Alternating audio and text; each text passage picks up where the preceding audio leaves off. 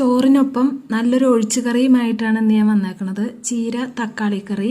ഈ കറി തയ്യാറാക്കാനായിട്ട് ഞാനിവിടെ 2 തക്കാളി, 2 വലിയ സവാള അത്ര എടുത്തിട്ടുണ്ട്.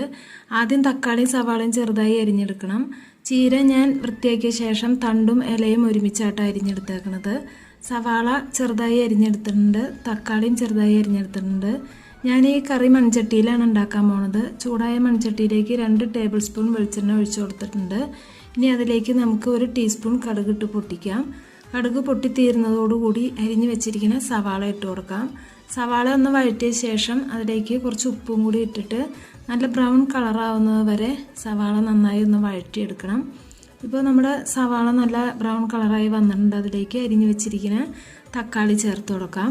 തക്കാളി ഇട്ടിട്ട് വല്ലാണ്ട് വെന്ത് കുഴയണ വരെ വഴറ്റൊന്നും വേണ്ട കേട്ടോ. 1 മിനിറ്റ് ഒന്ന് വഴറ്റി കൊടുത്താൽ മതിയാവും. ഇനി ഇത്രയും മതിയാവും കേട്ടോ. അതിലേക്ക് നമുക്ക് ചീര ചേർത്ത് കൊടുക്കാം.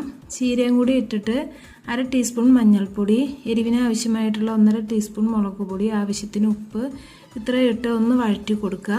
എല്ലാം കൂടി നന്നായി മിക്സ് ആക്കിയ ശേഷം നമുക്ക് അതിലേക്ക് 1 ഗ്ലാസ് വെള്ളം ചേർത്ത് കൊടുക്കാം. നമുക്ക് കറിയിൽ എത്ര വെള്ളം വേണമെന്ന് നോക്കിയിട്ട് വെള്ളം ചേർത്ത് കൊടുക്കാം. ഞാനിവിടെ 2.25 ഗ്ലാസ് വെള്ളം ഒഴിച്ചു കൊടുത്തിട്ടുണ്ട് കേട്ടോ. ഇനി ഉപ്പും എരിവൊക്കെ പാകാണെന്ന് നോക്കിയ ശേഷം നമുക്ക് മൂടി വെച്ചിട്ട് വേവിക്കാം. ഒരു 2-3 മിനിറ്റിന് ശേഷം ഞാൻ മൂടി തുറന്നു. നമ്മുടെ ചീര തക്കാളി കറി ഇവിടെ റെഡി ആയിട്ടുണ്ട് കേട്ടോ. ഞാൻ തീ ഓഫ് ചെയ്തു. അപ്പോൾ എല്ലാവരും ഇത് ട്രൈ ചെയ്ത് നോക്കാം. ചോറിനൊപ്പം അടിപൊളി കറിയാണിത്.